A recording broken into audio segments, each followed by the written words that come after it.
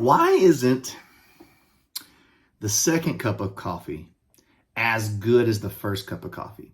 In your head, that first cup of coffee is so good. In your head, you're like, I want another cup of that. And then you get the second cup and you're like, it's just not the same. I don't get it. Also, similar questions that I ask myself when you're eating like peanuts or almonds. Why is it you pop them in your mouth, right? They go in the back and you chew back here.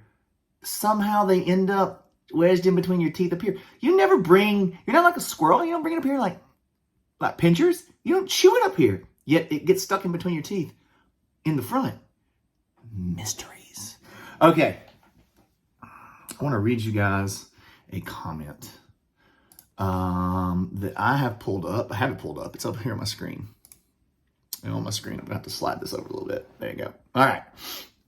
This is a comment from a backer who's already gotten their Wonderland's War pledge in Europe and have already, I just want to say thank the whole Druid City team for this game. I've only played it twice, but I love it already. My wife loves it. Friends have played it, also loved it. The game quality is amazing. Manual, well written, and easy to understand, and I'm not a native English speaker. Game is engaging. Fights are interesting to everyone. Great idea with the wager system. Even players who don't participate are interested in how the fight resolves. It was a good decision to go all in. Deluxe edition and plastic chips. Thank you for a fantastic game. So I am bragging 100% with that.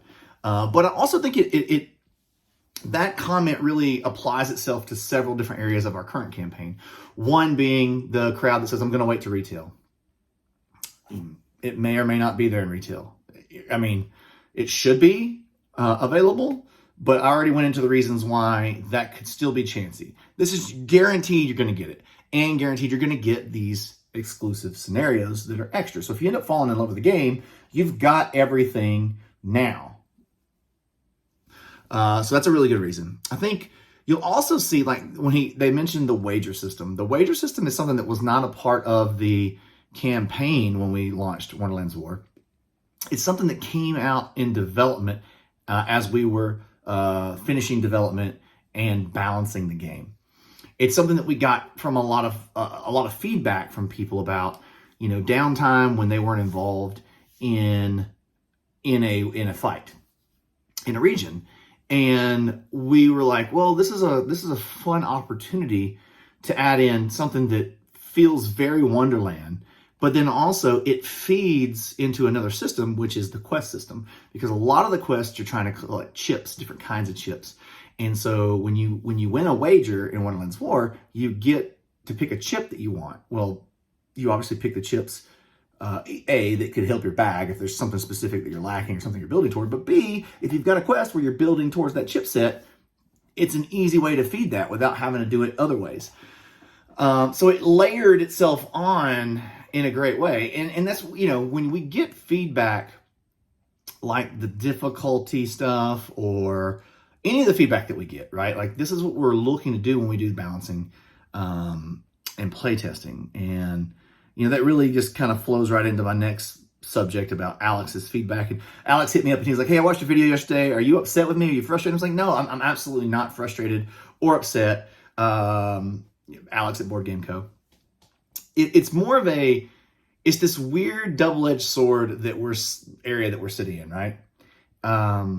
We are proud of our game. We're proud of our design, and we want people to see it and to give it credibility by people who aren't paid to just preview the game. So on that side, we're like, we definitely think our design holds up to scrutiny. Here it is, 100%. You should be able to play it and go, yes, this is unique. It deserves a place in collections. On the other hand, it's not fully cooked yet. So diving into the minutia of a specific aspect of it that didn't meet your expectations or you think is bad, which he didn't say it was bad, he just hopes it gets improved, I think is one of the things that we worry about. And it's, as the saying goes, you can't have your cake and eat it too. So I think we take the good with the bad. And like Alex even said, he's like, I hope that my feedback and my review was more helpful than it was hurtful. And I definitely think that is true. And obviously I think that's true because of our specific campaign. It's not That's on a case-by-case basis, right? Like he might review a different game, and it might just be bad, right? And his review is that it's bad. But one of the things that I found, because I used to do a lot of review type content early on. One of the things I found is like, even when I didn't like a game, I could still pull the things out of it that I knew other people were going to like, right? Because you guys can just light me up for this. I don't like Terraforming Mars. I just don't like it, right? But it's obviously a game that other people love. So I can't just go around pooping on games that are just like or similar to Terraforming Mars because I don't like that structure. Because I guess I can. I'd just be a troll, It'd be very trollish because there's obviously things that people do like about it. I'm just not one of those people. And that's the thing. Art is subjective, and making games is art. So therefore, there's going to be a huge swath of subjectivity, okay? So I think that's something to keep in mind for yourself too, right? Like when you're making absolute truth type statements, right? I'd walk those back because you're commenting on subjective matter, right? This is not objective. Which then rolls itself into my next point today, is talking about the difficulty system. And one of the things, the dynamic difficulty system. We are very excited about this. This is something that we had already been toying with before, but it was in like more of a concept stage. And then getting all this feedback around difficulty and people saying, I don't want the game if it's going to be easy. I didn't want a family weight dungeon crawl. This isn't a family weight dungeon crawl. I think it's streamlined, and I think because of it being streamlined, you can play it with your family, but it's not designed as a family game. Especially toward the end of the campaign, when you've layered on all the different layers that are going to happen as you add stuff through the campaign, it's definitely not going to be a family weight game. With all that said, one of the things that we have to think about again is that median and that balance of difficulty. And one of the things that we've always strived for, it's very hard, right, for an analog product to be have a dynamic system that can adjust itself. But I think we nailed it. And this will really come out in all the playtesting and all the dev in the next few months, in oncoming months. But the gist is, this system is here to hit the extreme ends of the spectrum. So this system isn't going to affect, I would say, 70% of the playthroughs, right? So you've got the chunk right down the middle of where people are going to fall on output of a scenario, right? So nothing is going to change for them. They're going to move on to the next. This card system is not going to touch them. It's when a group is on the bottom end for some reason and they really struggled with a scenario.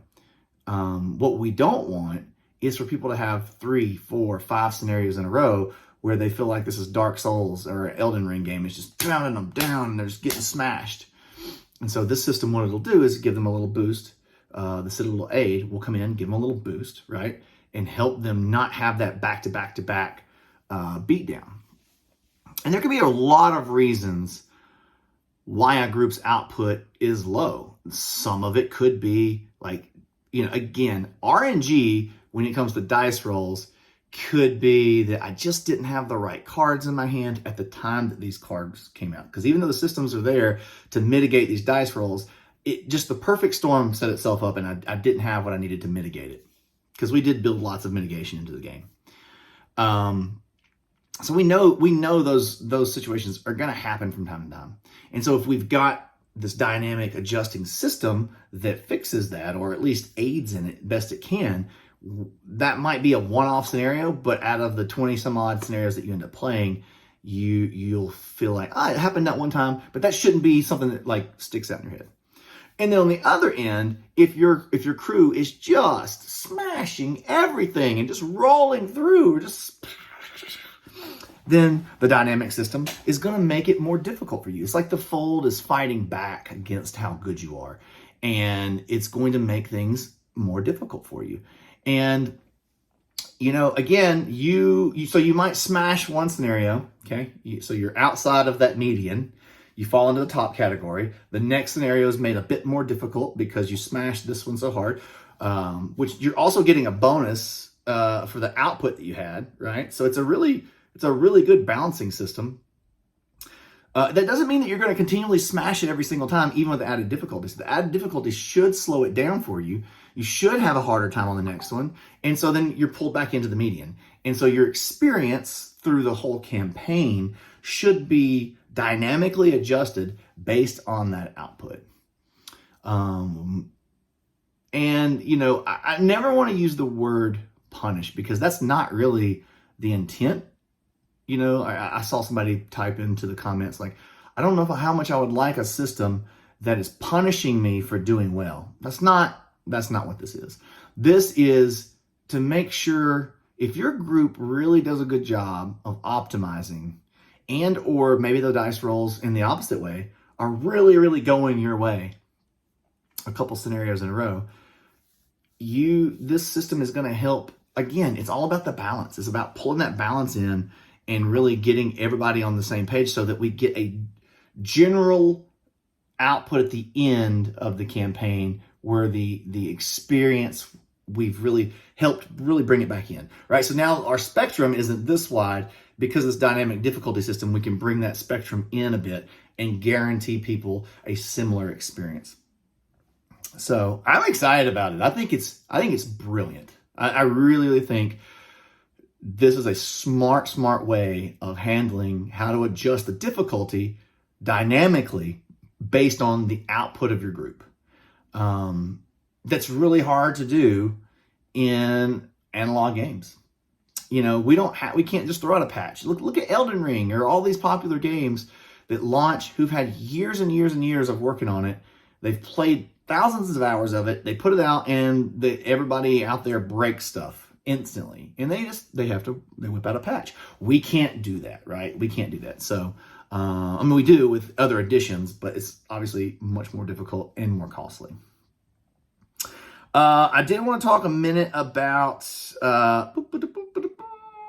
the lore book versus the RPG. So people keep asking, I want that second lore. I want all this lore that you guys have written, and I want it in a lore book. And so the reasons we're not going to be able to do that. We're just not, right? We don't have the resources.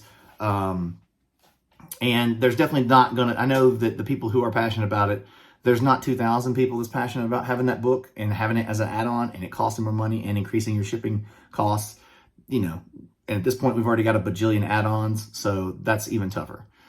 The reason that we did it in the first one is because we were definitely overachieving and we were really excited, and we didn't think through all the steps. So making that book added a lot of bandwidth restriction onto the team. It takes a lot to edit and build out a book, a lot. And people complained about how late Tidal Blades 1 was. That contributed to it, right? There was a lot of other factors, but that was part of it.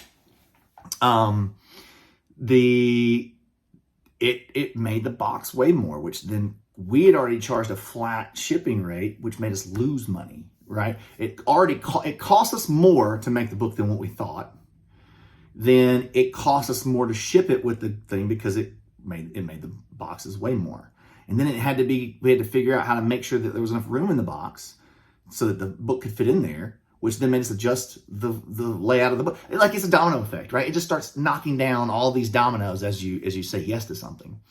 So we've learned from that, and we're going to give you all a PDF of it, right? We'll put it together in book form, and throw it up on a PDF so that you can have it forever, or print it out and staple that sucker in, throw it in with the other, you got mine nearby, right?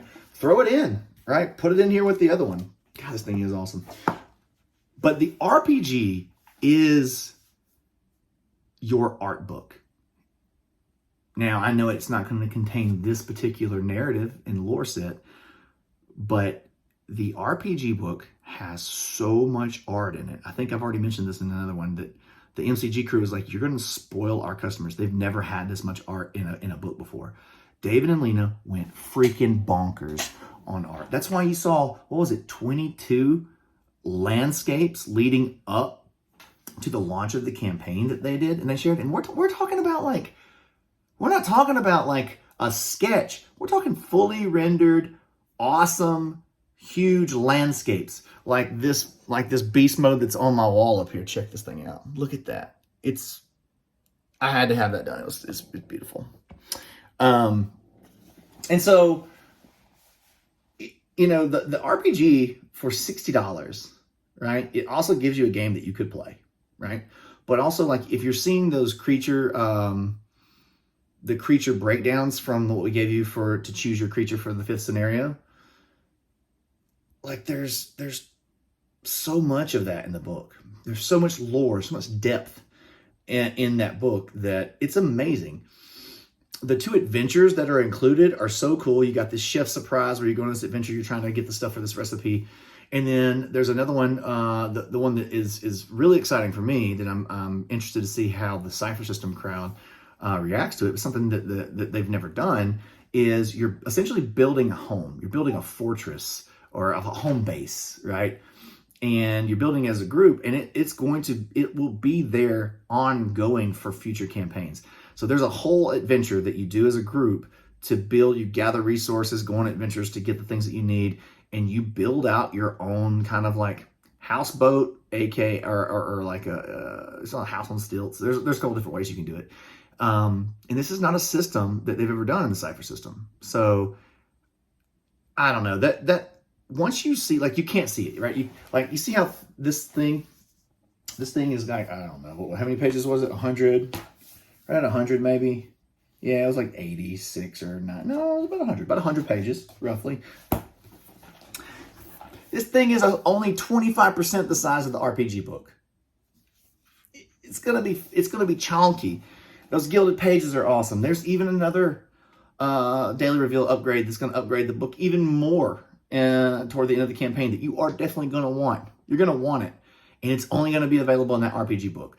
So for everybody who wants this to be for this narrative, there's so much goodness and world building in there. If you enjoy this, if you've enjoyed our daily narrative, you're going to love that RPG book, even if you don't intend to play RPG with it. That's my pitch. All right, last thing to mention, because I am really good at rambling for about 20 minutes. I hope you guys don't actually watch this. You just throw it on in the background and listen to it like a podcast. I'm sorry, but I can't help but ramble. The marathon coming Saturday. I'm headed up to the Brothers Murph in their studio on their Twitch channel. We are going to play Scenario 1 all the way through Scenario 6. We're gonna eat snacks. It's just gonna be an all-day event. So I know you probably can't sit down and watch a 8 to 9 hour marathon of board gaming, but if you can jump in, say hi, whatever, even if it's just 15, 20 minutes. Would love to see you there. Would love to hear your comments in the thing. If you've never watched a stream on Twitch, it's a lot of fun. It's a really, really good system when you find creators that make the kind of content that you like watching, because the atmosphere in the comment section is so much better than any other platform. Twitch has got it.